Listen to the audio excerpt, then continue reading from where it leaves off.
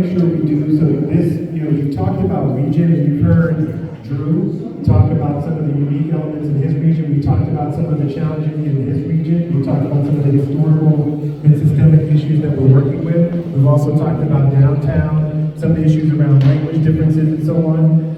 We covered that piece. What we also started to talk a little bit more about is race and culture and its impact on opportunity. And this is where I think Kevin was talking about how we want to get real with this final conversation. I want to hear more about some of the unique challenges that you face, some of the unique ways in which we deal with our kind of disinvested populations, right? And what makes some of those challenges unique and what makes those communities unique and some of the things that we need to do. So I'm going to start with this very broad question, which is, when you think about the work that you're doing right now, how does race come into play?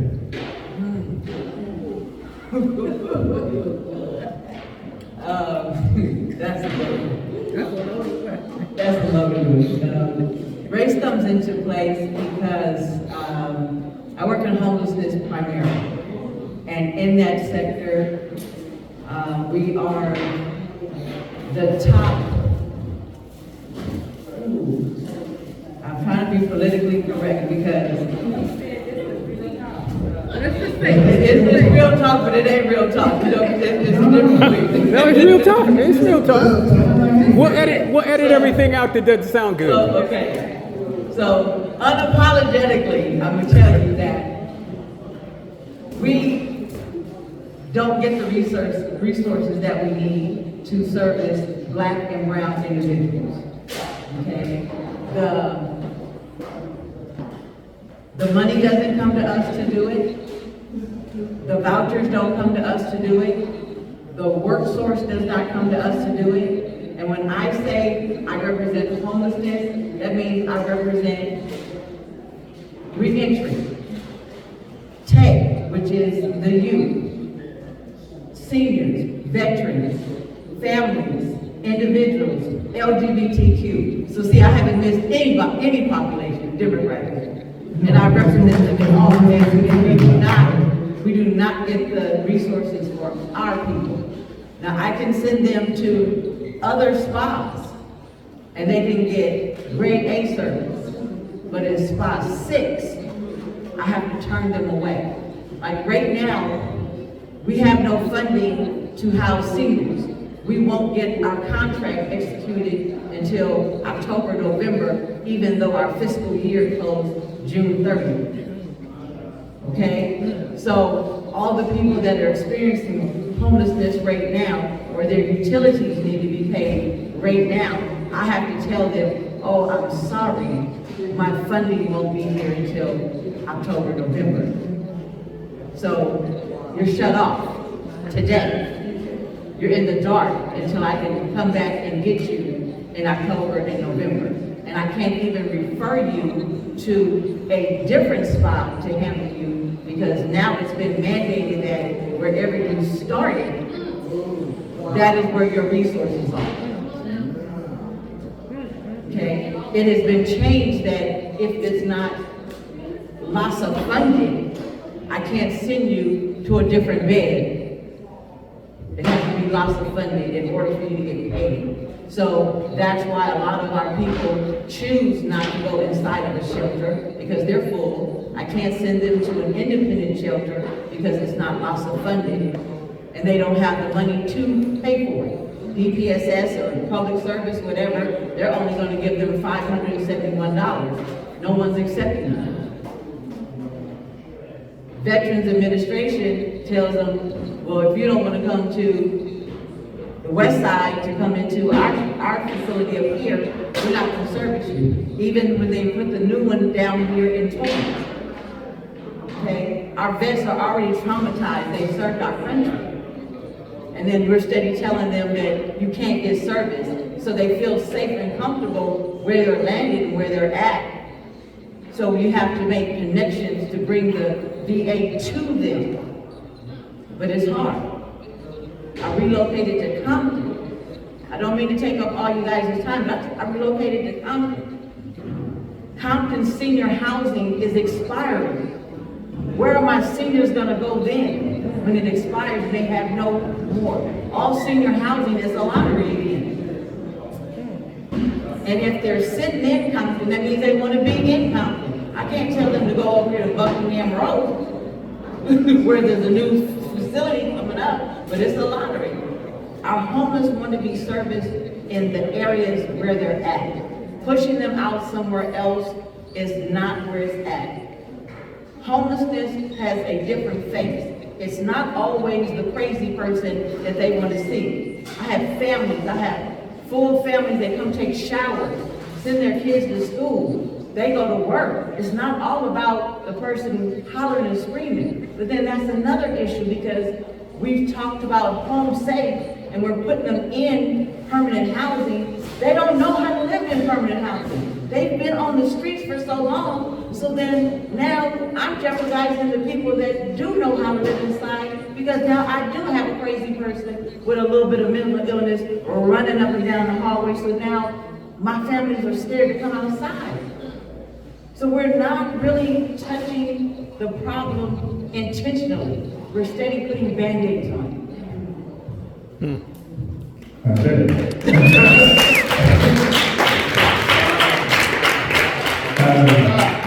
So Brotherhood Crusade, we have this philosophy: if you're not at the table, then you're on the menu.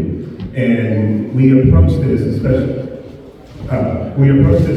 since we founded in 1968 in response to the Watts Uprising, in a sense that there was so much government control in our community that once you cut it off, it became like survival of the fittest.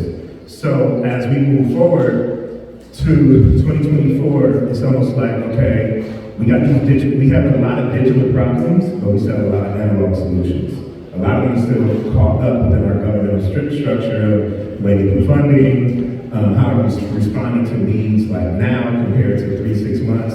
And so those are conversations and dialogues that I know I'm happy that needs to be had. What Brotherhood Crusade, when it comes to race, it was the idea of going back to an old school philosophy that I believe my grandmother taught. You don't get too much in LAUSD often, which is teaching our young black men and young black women what it means to be 2 or 3 times better. Is it fair? No. But do we understand that as a consequence of where we are in the history? I appreciate what you said earlier that I overheard, where as soon as somebody sees somebody black do it, the idea is, oh, now it can be done, everybody can do it, right? So I just had this conversation with a friend of mine. I'm like, Donald Trump's running because he saw Barack Obama win. So before Barack, it was like, oh, I couldn't qualify to be president. So a black person was like, I can do that. And then they have the gall to go out and do it. So I'm not saying that as an endorsement at all. I just want to give you an example of how race can impact workforce development and how we show up in the community for our future youth to see what can I be and what opportunities that I have available. So in race, we have, especially Brotherhood Crusade, I just had this conversation, but we have young women and young men who come to Brotherhood Crusade, well, I want to be a police officer, I want to be a firefighter, or I want to be a social worker, I want to be a teacher, I want to be a fireman, or I want to be a trash man. They're saying everything that they see in their community. So we had a young man who came in 2.5 years ago, and when he came in, he wanted to be a social worker. So one of the things as far as the Brotherhood Crusade model, as far as when it comes to race identity, we started self-actualization. So our programming starts with, who are you first before I just throw you over here? That way we're not just another work source center where it's like, oh, you get a job, here goes Taco Bell. Right, nothing against Taco Bell, but we want them to be executives and, move up, thrive, and secure employment, or they go into construction. How do I get into construction? And how can I go into the space and navigate this space and not feel like I'm having an imposter syndrome, right? Like I'm supposed to be here. So, we have a young man who came in, wanted to be a social worker. We prepared him to do a social worker, but he never stopped going through our programming. We took him to the Compton airport, he touched the airplane and said, I want to be a pilot. As of 2 months ago, he's a licensed pilot. And we're supporting him through that path. So this is one of the young men, I literally call right now, he can call me and fly me out, and I can fly them over to Captain, we have a good time, fly back. Interesting thing, on the other end, we have employer partnerships where we have partnerships with Black-owned airline companies that actually have hangars at LAX that fly cargo. So we're about to say, hey, young man, so it's almost like creating this operation where we have to be creative, where we understand that we're coming across as digital problem solving, but we have to figure out how can we use an analog foundation of hustle and grind and continue to advance ourselves while applying to this digital age and how fast things are coming at us, so that we're never going to eliminate the idea of the conversation of race, but so that we can start addressing it to our young people for a better future.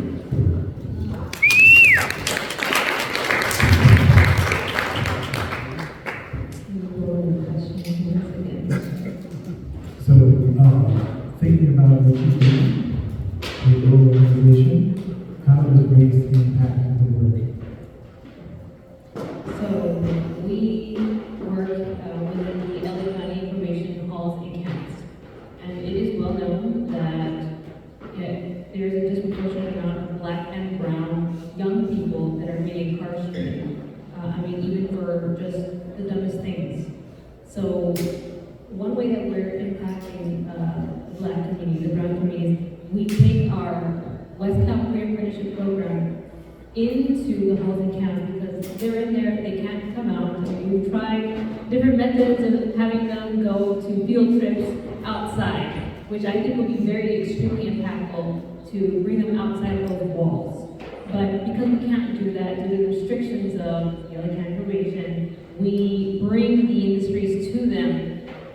And I think what I like about apprenticeships is that I don't think that there can be room for discrimination in apprenticeships because not only do we work with the big companies to provide mentorship and hands-on job exploration, but we also make sure to reach out to and encourage Black and brown-owned businesses and employers to come and represent what they do to these young students.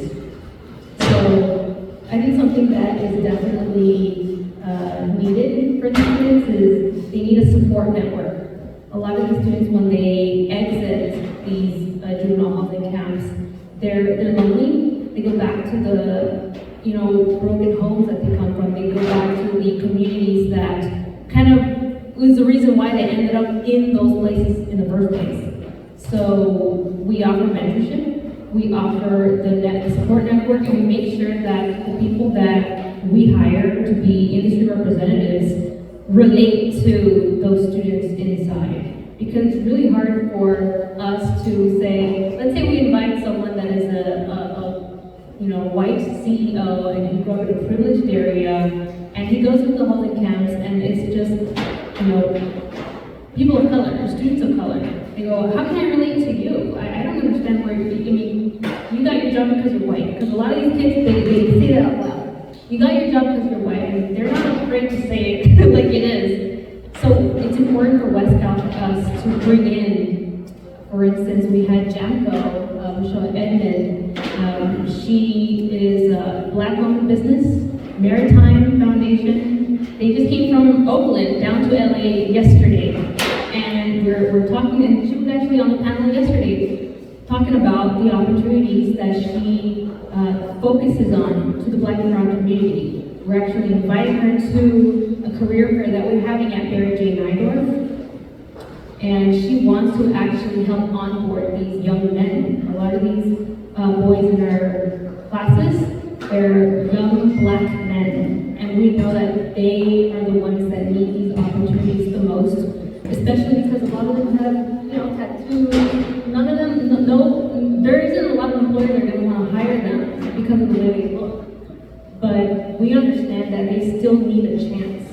And that is why we work with brown and Black employers, to give them a chance. They'll look at them and they say, we saw you at Barry J, we got to know each other, let's talk some more. So when you come out, we're going to be waiting for you right here to give you an opportunity to thrive.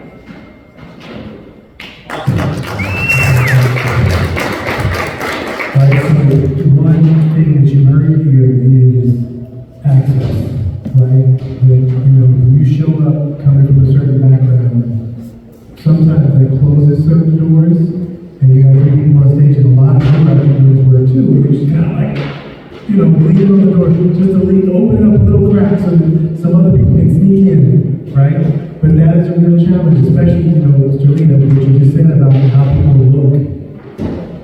Even we, when we're part of these communities, sometimes we take certain signals from the parents about getting to know folks and what they bring to the table and what kind of character they have and stuff like that.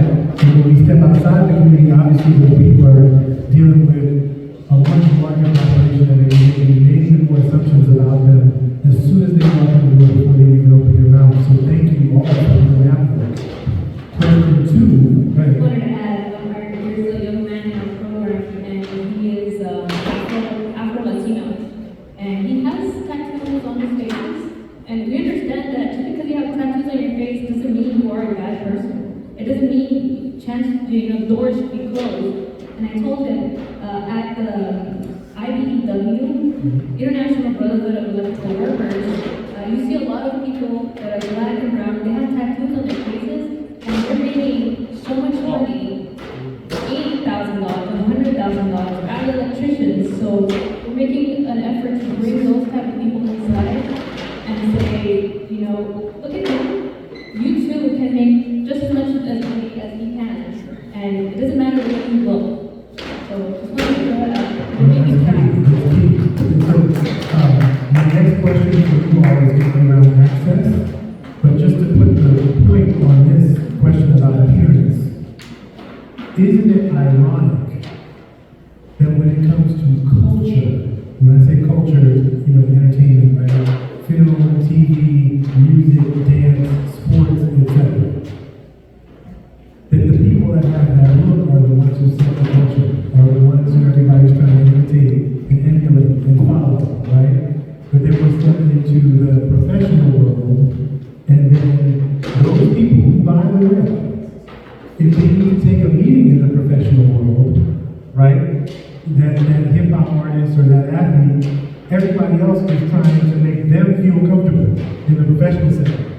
But if you come off the street reflecting that same culture, a lot of times you can't get the time of day. And so we have to teach folks to be able to live in multiple cultures, right? And we have to also be mindful about kind of creating the access. But I also want to talk about awareness. So, we've heard people talk about services they offer. We've heard today about resources that are going to be available and some things that are coming online. We've heard about other organizations that are trying to help organizations. And for many of you, this is the first time you're hearing about those things. And I've got 3 people on stage who have services for people who have, acute needs, and nevertheless may have no idea that you're doing what you're doing. So can you each talk a little bit about what you do to raise awareness and actually make the connection so folks know that you were there and they can take advantage of what you have to offer? I say the first thing with Brotherhood Crusade, follow us on Instagram, BH Crusade, at BH Crusade. You get a lot of resources to understand there. A lot of how we've been built is word of mouth, and by brand recognition from being in a lot of different spaces, from Taste of Soul to the gala to the golf tournament. But as far as the work goes, access, it's also building strategic partnerships with employers who not just give internships, but can offer long-term employment once that's done. So, for instance, we have a partnership with LA Tech. When we started this, it was about a year ago, and they came in, and I really appreciated what the founder, creator, CEO, not creator, I think the founder of LA Tech said, was this a white man, and he said as he was coming through tech, he started realizing how he would show up to so many rooms and he would see nothing but white men. And so he said, how do I get into, this goes back to what I was saying about being strategic in digital solutions. He said, how do I find more black and brown and disenfranchised community coming to tech? And so he found out about how the city can fund his workforce development plans, sought out organizations that are, fiscally responsible and know how to lay these things out and have those resources and connection, and can give them access of trust into certain community. Because if black folks, if we don't trust you, we're not talking to you. So right now, one of the things he said that really struck a nerve with Brotherhood Crusade was, it's like, how do you get into the tech field if you don't have any tech experience? Because the first thing they do when they ask you at an interview is what? Do you have any tech experience? Well, I got to school and I got a bachelor's degree and I got a master's degree, but who can work for it? And so he said, I wanted to create this opportunity where we partner with a venture capitalist company where we can actually get interns who come into a workforce development plan. They go through our training, and then at the end, the possibility of working with one of the Fortune 500 tech companies. What I said that to say, now we're on our fourth cohort with them, and we've probably graduated close to 60 kids in the last year through Brotherhood Crusade that has went through LA Tech that are now looking at having long-term jobs in the tech field. And when we first sat down, the first thing he said was a room of 100 students, and we were at Solar Impact at Beehive. It was a room for 100 students and black and brown throughout the entire. He said, raise your hand if you're related to somebody in tech, or if if you ever worked in tech. Probably 5 people was there. He's like, so how do you even understand tech if you don't even know how to navigate it? So when it comes to the construction field, when it comes to the tech side and all these different relationships, access, especially when it comes to the ability of a community that represents a racial group, is very important for us to realize how important presence and fighting for these type of opportunities and type of relationships to strategically take them back to our kids so that they can have a vision where we're not just sitting talking and saying this is what we do, but they can see and say, you did this for Chad, you did this for Leo, you did this, why can't you do this for me? So the Brotherhood Crusade stance is always, on one end, what does career development look like? And then on the other end, what does a career pathway to a livable wage entry level position look like so you can stay in your community? So tell me more about how we got 100 people in the room in the first place. How do those people find out about that opportunity? He partnered with, they literally went out and partnered with organizations like Brotherhood Crusade or other HACC sites, whether it be in East LA or LA Trade Tech, El Prieto, and all these different work source centers who were he called out council members, he sought out non-government organizations and agencies, and look, I'm not here to be political, but I got this thing called tech, and this is what we train you in cybersecurity and augmented reality and coding and all these things are the future. We're teaching all these things, and if you know somebody who wants to be a part of it, they don't have to pay for the course. So basically, he went to those organizations, and those organizations that had relationships, what did they do to make the people? We already had some organization like say we had a lot of the relationships where we already had a model of recruiting and not necessarily, looking at things like what can't we do is what can we do. And so they saw an organization like Brotherhood Crusade who already has a relationship with the Los Angeles Dodgers, the Lakers, the Clippers. Right, but again, I'm talking about the participants. I want to know, how do they find out? How do they get involved? Right now, Brotherhood Crusade has been either hirelauth.com, it's been word of mouth, or it's literally been through our Instagram page. Okay. So right now we sit with a waiting list of kids that we are funding in, so we're actually asking to see a few more slots as we speak. Okay. Okay, to the young lady that said that our communities don't get what we need, especially in green tech, I agree 100%, okay? But it takes us, small organizations, getting together. And that's what this forum is about. And I know we've missed the mark in getting the word out and what we're trying to do. So I'm going to stand on that I know we missed the mark. Because we should have hundreds and thousands of our community here saying what they want, and that's what this is going to be about. Okay? The communications, the networking of us getting together before September to write to say our neighborhoods need good fruit in our stores without lying at Whole Foods where it's going to be higher and the EBT card is going to run out.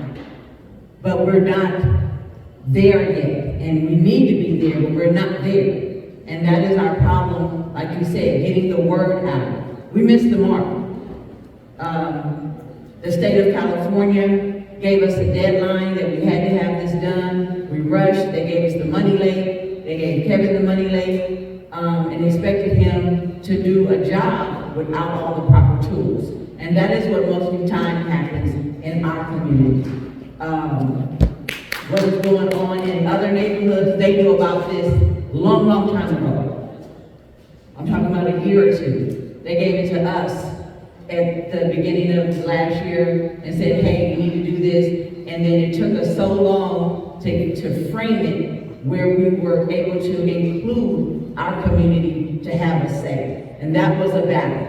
And then after we got that passed, then it says, okay, well, you took too much time on that. I need you to just go out here and throw these 5 or 6 events together and tell the community that this money is here. So, even though it was social media, even though it was word of mouth, even though it was a bunch of organizations that we corralled together and we were supposed to tell each other, hey, these things are happening, we missed the mark. And we're missing the mark with our future generation. We're missing the mark all over the place in our community because we're not getting the right information out. Because guess what? Geographical, economic, whatever, that don't resonate with nobody in this room. But we couldn't change the name. We couldn't say what the real name was as a community forum to come together to intentionally market to our community. We had to go with what they said. So we're gonna always miss the mark. We're always gonna be coming underneath the radar because they're not giving us the proper tools to address our community. So this is where I have an invitation to all of you, and this is something that, no one individual, one organization can do, but collectively we might be able to start working on, which is contact management. That's right. If you're sitting here at fill-in-the-blank apparel maker, and you want to make sure that you have a steady stream of people paying attention to the next drop of your new t-shirts, or, that fly belt, or those alligator shoes, or whatever it is that you're selling, you will make sure that you have your Instagram page and your TikTok account or whatever, right? Your account X, if that's what you do. But in addition to that, you're trying to take people off of these mass media channels so that you figure out how you can reach them directly. Now, when I was a kid and we didn't have these newfangled things like phones that don't have a little thing that you have to turn, and the internet and websites and stuff like that. Back in the olden days, we would have phone trees. Y'all remember that? The youngsters are like, a phone tree? How do you make a tree from a phone? So we would just have a list of names and phone numbers. But your job, right, when you got a phone call, your job is to call 2 or 3 other people on the list that were identified as your people. That's how it becomes a tree. You can think of it as a web even. And so we have this old school learning within our communities about how to spread the word, how to make people aware of stuff. But we lack 2 things. One is modern infrastructure and process. How do we manage those contacts today? How do we get the word out today? Where people are actually being contacted, right? Because it's not, you no longer have a phone attached to a wire in your house, right? So how do I reach them now? And the second is trust, right? I'm going to ask Jolene in a second to talk about trust, but the second is trust. There was a time when part of being part of a community meant that if other people in the community reached out to you, your first assumption was it was in your own best interest. Somebody put you aside and say, hey, I saw your kid throwing rocks and such and such. Maybe you want to tell her she might break a window, right? You wouldn't start jumping down your throat. You're like, hey, where do you live? Do you have kids? Thanks for letting me know, right? It was a different thing. It was trust. You pulled up on somebody you didn't know and said, hey, I heard they're selling stuff half price. Folks like, word, and they would eat it. Right? Nowadays, it's a lot harder to just get past the kind of, hey, let me tell you what's going on. And we have to figure out ways to establish trust so that that information, when it's communicated, isn't being intercepted. I was just going to add to that, because part of that trust comes from a lack of stability of mental health support. So we have a community that has been traumatized by various means, establishes being born in certain communities, and understanding that we have to address the mental health needs of not only the participants and the people that we want to service, but even the providers, and the constituents that make these decisions, and make sure that we're doing so from an informed and from a grounded position. Because oftentimes we have decisions made in situations that we're put into because of someone else's imbalance or ignorance. And it kind of gives a crumbling effect, and these services can't be of any use to us, or it creates the opposite of what the initial intention actually is. And I know we need to close soon because we're running over, but I just wanted to make sure that that is a focus point that all of these providers are using in their curriculum, and that we have that in mind when we think about what is necessary in moving forward.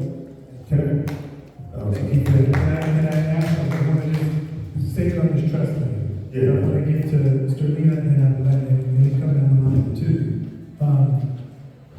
How do you establish that trust with the people who work with you? How do I establish the trust? Go all the way. Sorry? Go all the way. Go all the way, no, no. I have, you have no holdbacks. So, a large percentage of the students that we work with have trust issues. We're talking to kids that are in education halls and camps. Like you said, being born is trauma in and of itself. But these kids are born into very complicated situations, and you know there are different ways to approach. And one of the tools that I employ when I'm trying to establish trust is I become vulnerable. I have to be vulnerable. And for instance, I'm thinking about these times when we were at the Dorothy Kirby Center. It's a co-ed mental health facility that kind of is like a minimum incarceration facility. And there are some young ladies in there that they were very standoffish when I first came into the cottage. And I thought, how can I have them trust us? Because I want to help them. We're trying to give them opportunities outside in the workforce. A lot of them say, I can't do that, I can't do this, I'm just gonna go back and sell drugs, because that's all I know how to do. So we're trying to open up a world to them. And I see myself as the person that opens the door. And I say this all the time, I don't know how many of you have read Catcher in the Rye book? And in the story, there's a character where he's standing in a rifle, if I remember correctly, he's standing in the rifle and he wants to catch the kids before they fall off the cliff. And he's the catcher in the rye. And when I read that book, I was 15. I was in the middle of my hormonal rage, teenage hormone fuel rage. And I want to be that catcher in the rye. I want to be for them what I needed when I was 14, 15, 16, 17. I spent time in a mental health institution when I was 14 years old because of the community that I was in and the traumas I experienced. So when I become vulnerable, I share my story. I tell my story to these young men and women, or boys and girls, of all colors. And it doesn't matter what color you are, a lot of us experience the same traumas. And I understand that there is the lens of race, but I again, over and over and over again, I hear similar stories from Black, white, brown, Asian, and so to establish that trust, I tell them, you know, I was in your place once. This is how I did it. Sometimes there are situations where the only way out of those situations is through it. And I'm just getting chills right now. That's how I establish trust. I tell my story. I build that connection. Relatability is important, which is exactly why when we bring in people from different industries into West Cal, to represent those industries at the probation halls and camps, to make sure that they are a reflection of the young people that we have inside. Men with tattoos, Latino women that are business owners, people that maybe, at one point they were touring, they were in gangs, they were formerly incarcerated. We bring them into the halls and camps and say, we want you to let the young people know that, it's not all is lost. Not all is lost. And I have struggled and wrestled with mental unwellness in the past. There are times when I remember one time someone said, what are you going to do when you turn 18? And I used to look them dead in the eye and I used to say, I don't think I'm going to make it past 18. I remember that. So, I want to be for those kids what I did when I was 15. That's how I established trust. I tell my story and I become vulnerable. Right. Hey Jay, I think we're getting the wrap here. Yep. Chad, quick last word. Yeah, just two quick things. You talk about phone trees. Everybody here on the internet, Facebook, Instagram, TikTok, or some form of internet. Okay, so this is an amazing thing called algorithms. When you follow certain organizations, all of that information can filter into your feed. One of the things that the coordinator of important services that Brother was saying, I'm very fast at following organizations that are in workforce development or that are into funding or that are into business. If I see a company gave somebody a check, I'm following that organization because every organization that's tied to them is now coming into my feed. And so instead of watching, all this other stuff, I'm strategically moving down and finding out these resources that are right in our community. Then also when it came to trust, I love that. It touches some great things. One of the things that Brother Hood was saying, I became the person I needed at Brother Hood was saying when I was younger. So I had to learn from the lessons of the guidance that I did not get. And a lot of times when young people come in, they're like, so why should I be here? And I'm like, I don't know, you tell me. I just met you.